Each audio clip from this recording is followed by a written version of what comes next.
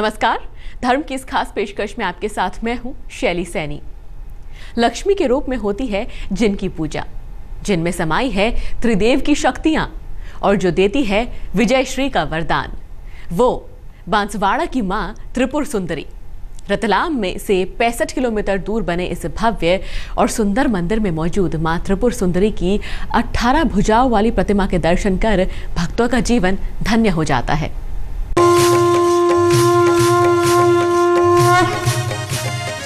माँ जिसका दुलार खींच लाता है 7 समंदर पार से, जिसकी गोद के लिए व्याकुल रहता है हर कोई। माँ जिसके आंचल की शीतल छांव के आगे तपता सूरज भी घुटने टेक देता है। माँ जिसके द्वार पर होती है हर मनोकामना पूरी।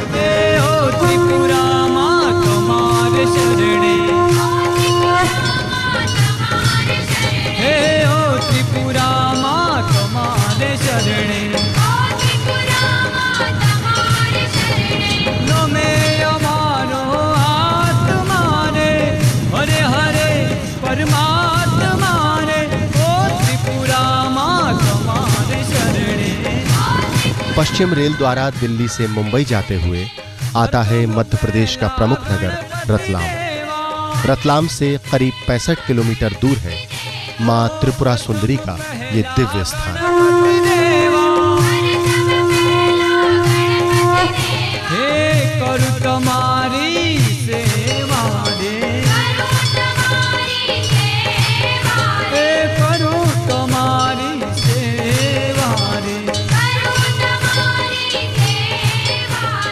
जगजननी मां त्रिपुरा सुंदरी जो विराजी हैं राजस्थान के दक्षिण में अरावली पर्वत श्रृंखलाओं के बीच इस मनोरम मंदिर।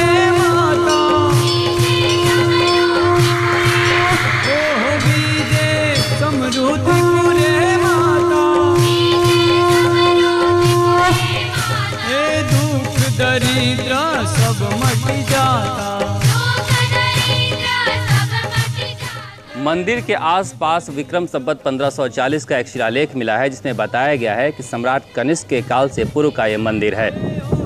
यहाँ आसपास गढ़पोली नाम का एक महानगर था, जिसके तीनों तरफ शिवपुरी, सीतापुरी और विष्णुपुरी नाम का एक दुर्ग था। इन तीनों दुर्गों के बीच मंदिर बसा था, इसे त्रिपुरा सुंदरी कहा गया।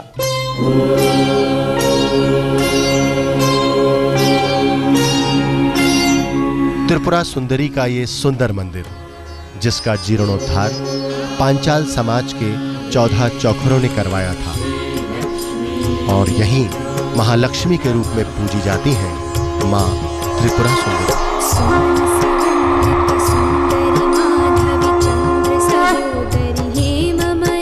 मां त्रिपुरा सुंदरी जिनमें एकाकार हो जाते हैं माता के समस्त रूप, और जो कहलाती हैं महाकाली, महालक्ष्मी और महासरस्वती का रूप।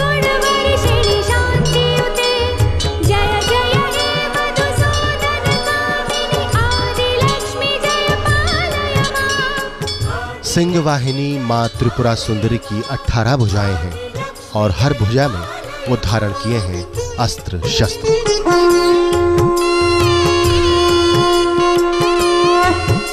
मां के चारों ओर नवग्रह नवदुर्गा के रूप विद्यमान हैं।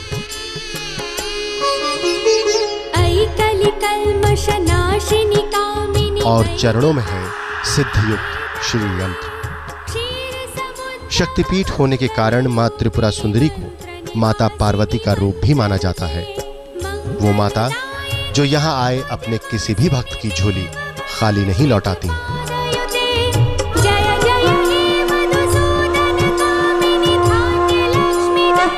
भगवती त्रिपुरा सुंदरी तीनों लोकों में साम्राज्य को प्रदान करने वाली है।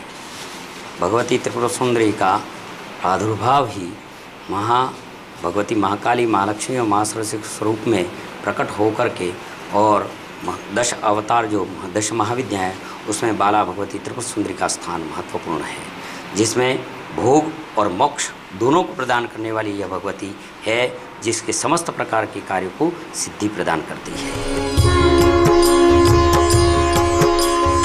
मां के स्वरूप के बारे में त्रिपुरा रहस्य महात्म्य खंड और अपरणों त्रिपुरोपनिषद में विशेष वर्णन मिलता है।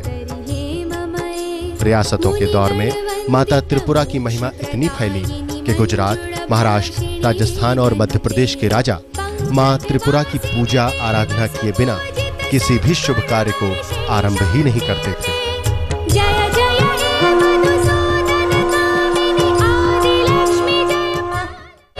मां के इस धाम में दिन में मां की 3 रूपों की पूजा होती है। कहते हैं इस धाम में आकर अगर दरबार में होने वाली आरती के दर्शन हो जाएं, तो मात्र पर सुंदरी भक्तों की कोई पुकार कभी अनसुनी नहीं करती।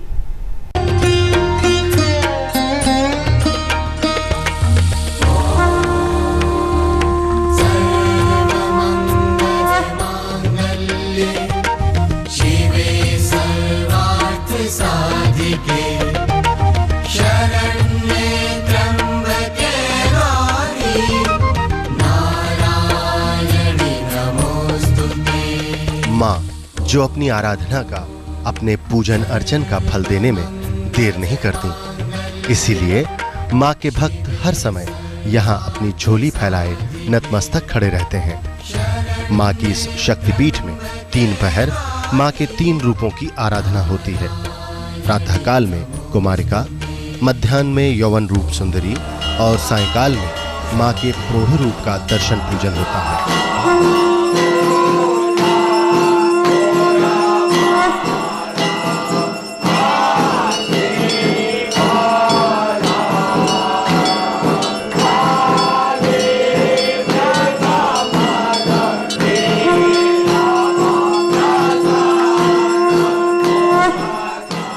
माँ भगवती की प्रातःकाल से हमारा पूजा विधान प्रारंभ हो जाता है। प्रातः मंगला कार्यक्रम से हमारा शुभारंभ होता है। प्रातः 4 बजे माँ का अभिषेक होता है षोडशोपचार विधान के साथ में।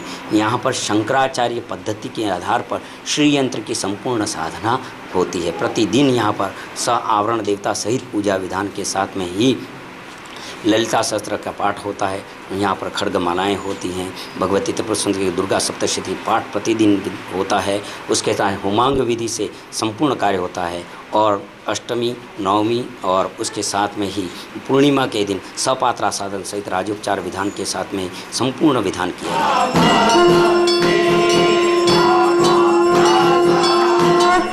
पीले फूलों, लाल चुनरी और लाल चूड़ियों से सजी मां, जिनकी आभा से आलोकित है इस दिव्य स्थली का कोना कोना। गृहस्थाश्रम में रहने वाले मां त्रिपुरा सुंदरी के सगुण रूप को पूजते हैं, तो साधु संत वैरागी मां के निर्गुण भाव की आराधना करते हैं। ऐसी मान्यता है कि यहाँ से सिद्ध क्रियाओं के द्वारा शत्रु हो या मित्र, किसी को भी वश में किया जा सकता है। मां की ये इकलौती शक्तिपीठ है जहाँ हर दिन गुप्त साधना होती है और श्री शंकराचार्य पद्धति से श्री यंत्र की सिद्धि साधना भी यहाँ रोज होती है।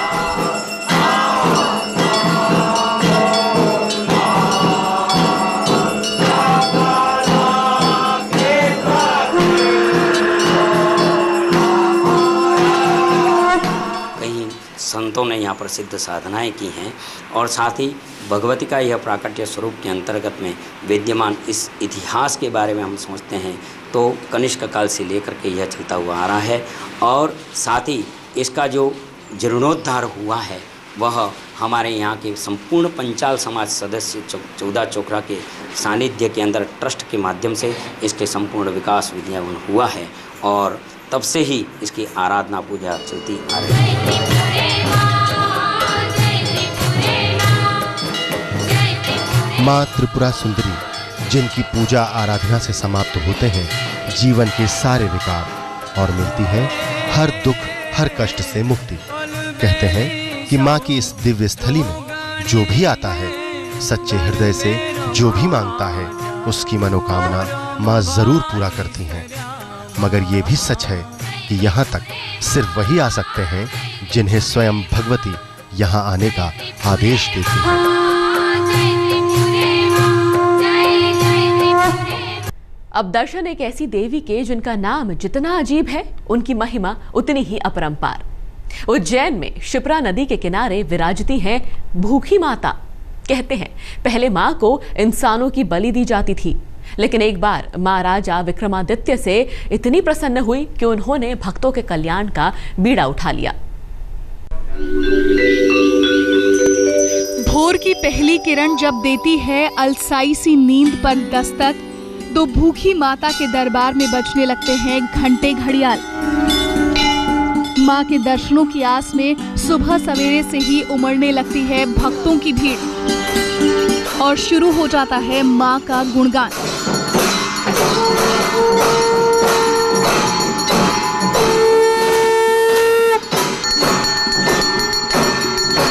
उज्जैन में शिप्रा नदी के किनारे बना हुआ है भूखी माता का मंदिर।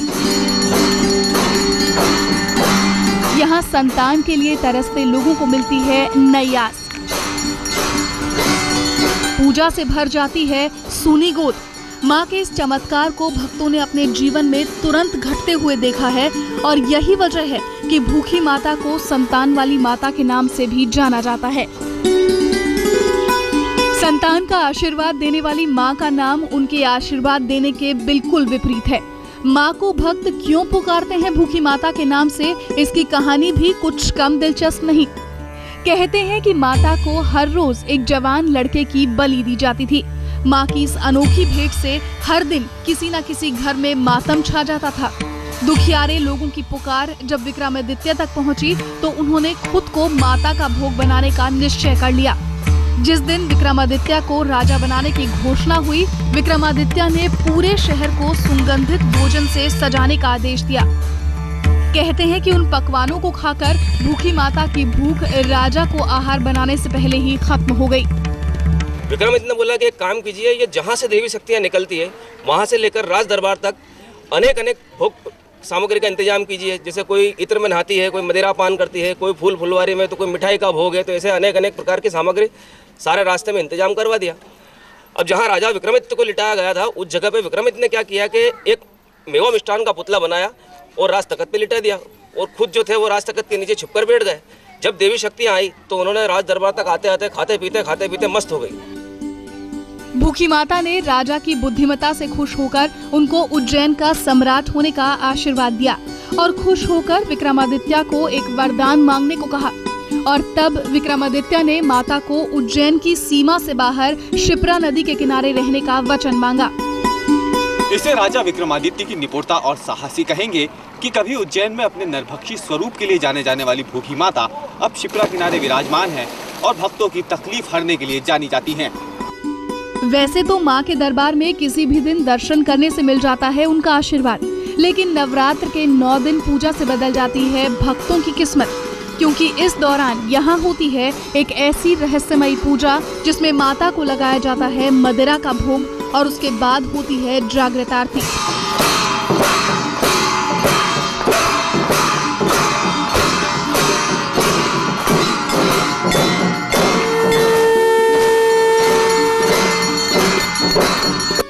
भूखी माता का मंदिर काफी पुराना है। मां की महिमा का अंदाजा इसी बात से लगाया जा सकता है कि शहर से बाहर और बीहड़ जंगलों में होने के बावजूद यहाँ भक्तों की भारी भीड़ उमड़ती है। मन्नत पूरी होने पर भक्त मां का आशीर्वाद लेना नहीं भूलते। उज्जैन से कैमरामैन परमेंद्र शर्मा और रवीश पाल सिंह के साथ आज तक ब्यूरो।